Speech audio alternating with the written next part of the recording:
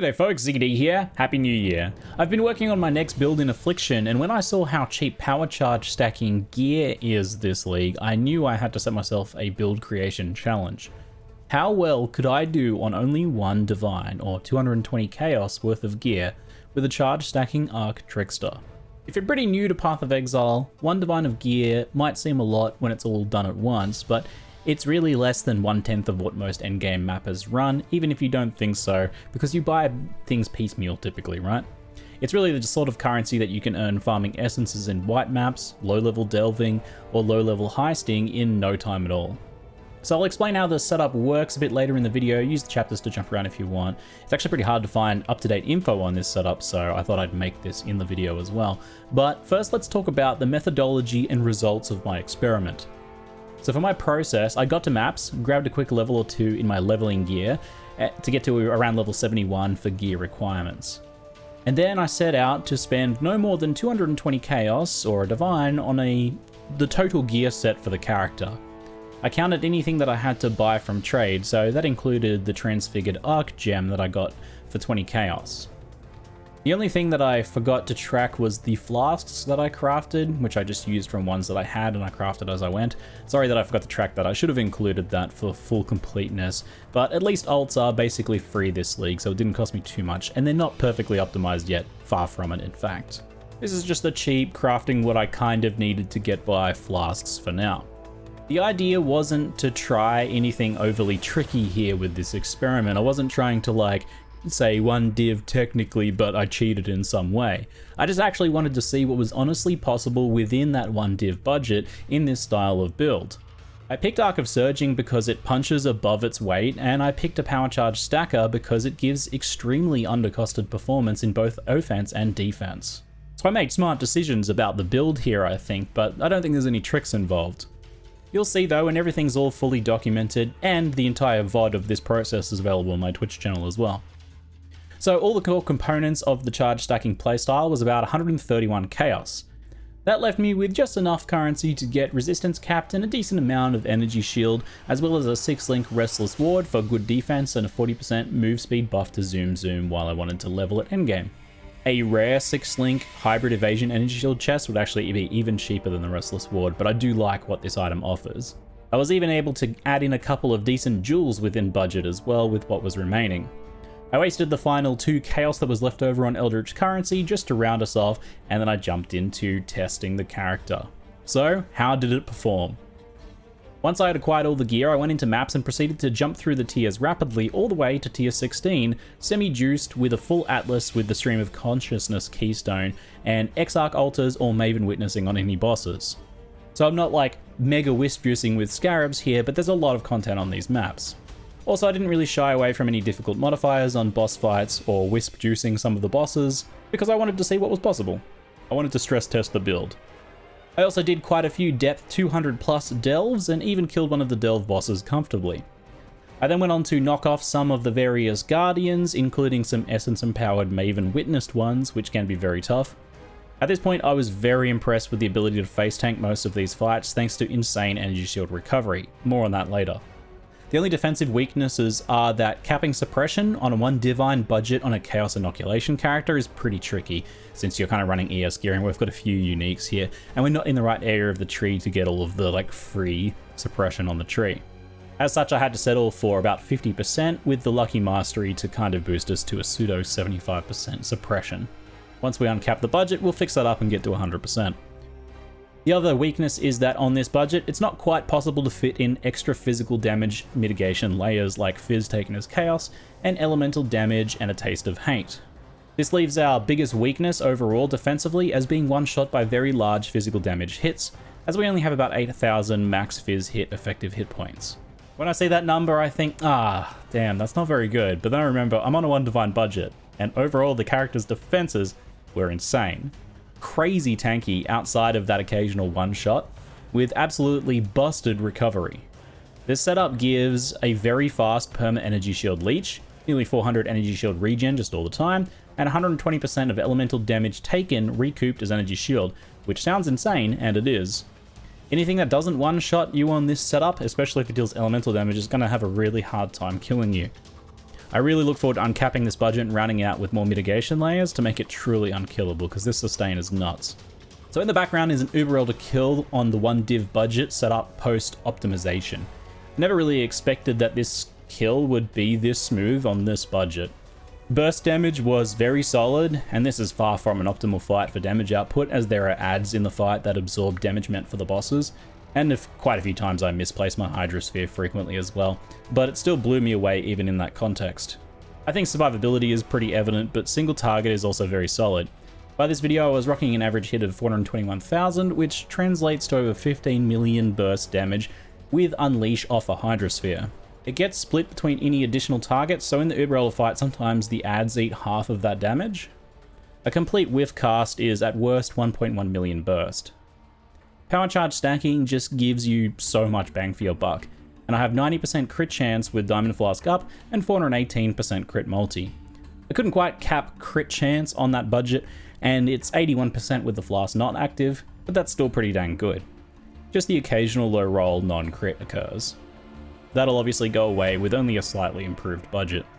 The way Arc of Surging works for single target is that while Chain can't multi-hit only 2 targets, splitting can. As such, we target the Hydrosphere with Arc, and all remaining splits hammer the boss near it. At level 20, it's 9 splits. Hydrosphere has a 1-second targeting cooldown, so you can only hit it with 1 cast or attack every 1 second. Thankfully, Unleashed casts, and also Spell Echo repeats, only count as 1 total cast. So with 4 Unleashed stacks, we hit Hydrosphere 4 times and split to the boss up to 36 times. At level 21 of Arc of Surging, that hit count goes up to 40 times. So burst damage is easy to calculate, it's 36 or 40 times your hit damage. Path Building doesn't do this calculation, but you can do it yourself. So yeah, 15 million burst damage off a full stack cast here, not that bad. Even if we average that out and say that we sometimes only get 2 or 3, that's still like 8 or 10 million burst damage regularly. With boss fights like this, you spend a fair bit of time dodging anyway, so you can let your Unleash stacks build up and then get that perfect cast for that big burst damage and just get that opportunistic damage, which feels really good. So Arc of Surging clears okay, any lower density content is extremely fast clear speed, and Val Arc, even unlinked, can kill larger packs very quickly. Now I couldn't quite afford this within the 1 div budget, but on a bigger budget, you can get a Val Arc of Surging, level 20, it's not too much more expensive, I just couldn't quite fit it. That means that Val Arc would actually be linked to support gems, unlike my unlinked one, and that'll really ramp clear speed up. Do note that mechanically though, this skill does not scale positively with density, unlike say Poison Proliferation in my last build. So it can comfortably do juiced tier 7s, but not super quick unless you get some form of explosions on kill. Herald of Ice does help with that, but other explode modifiers are a bit outside the 1 div budget, typically quite expensive.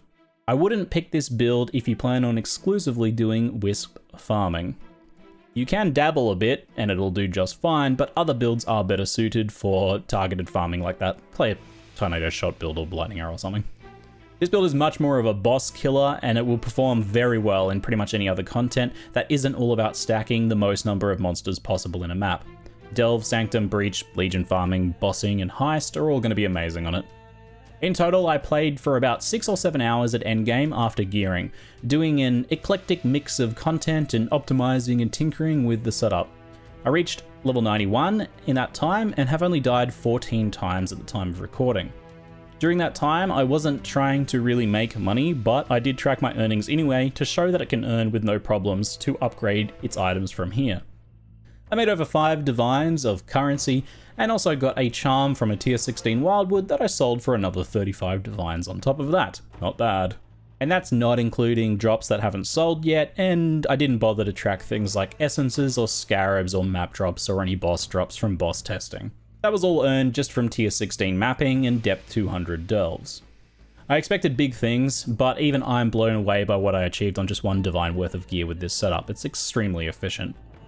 In the coming days, I'm uncapping the budget and throwing 100 or 200 divines at it to see how it grows from here. Should make for some pretty fun streams in the coming days. There's a Path of Building link in the description for the setup as it was at level 91 on the 1 divine budget for your reference. Check the notes section for more details, but if and when I follow up with a full build guide after I uncap the budget, I'll go into much more detail. This should be enough to get you started, but feel free to ask any questions in the comments. And now I'll explain how power charge stacking works.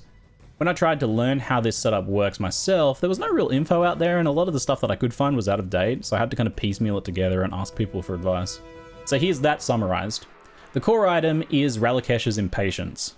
These boots are insane. They make it so that you gain all of the benefits of every charge as if you had max, regardless of whether you actually do or whether you can even generate those charges. Unlike minimum charges though, you can still generate and spend charges if you need to for some sort of mechanic, like say for using a power charge to bypass the cooldown on Cold Snap. These Ralakesh's boots unlock the power of this setup and let us not even worry about how we have to generate charges and ignore many downsides on items. So from there, we aim to stack maximum power charges. Obviously, you want all 3 nodes on the tree, and any bonuses you can get from Ascendancy is just gravy. Then for spellcasters, you can use Void Battery for an extra charge and some spell damage scaling. Malachi's Loop is the next item and is insane in this setup with no downside really. It gives 2 charges and a bunch of spell damage per power charge, which ends up being more than 150% increased spell damage on a 10 charge setup. Normally the Malachi's item is kind of a bad item because you lose your charges and get shocked when you do so. The first part we don't really care about because with the Ralakesh's boot we always count as having full power charges anyway, so it's not a problem. The shock part we mitigate with the next item, Graven's Secret. This gives another power charge and then stops us from generating power charges and makes any power charge generation instead produce absorption charges, like the power charge on hit on Malachi's Loop. The fact we no longer generate power charges means we don't reach max charges ever, and never get shocked by Malachi's as a result. Solved.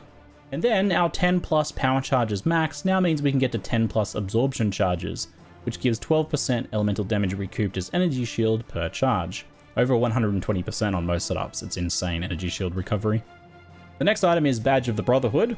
This can do some other things depending on your setup, but mainly it makes it so that your max power charges also equals your max frenzy charges. So 10 power is 10 frenzy. And with Ralakesh, you get the full effect of that without ever having to figure out how to generate frenzy charges. That's a lot of damage and speed for your build. The final item is Anathema. This ring makes it so that your max curses allowed on enemies is equal to your maximum power charges. That's like 10 curses in most setups, and there's not really 10 curses that you can actually run.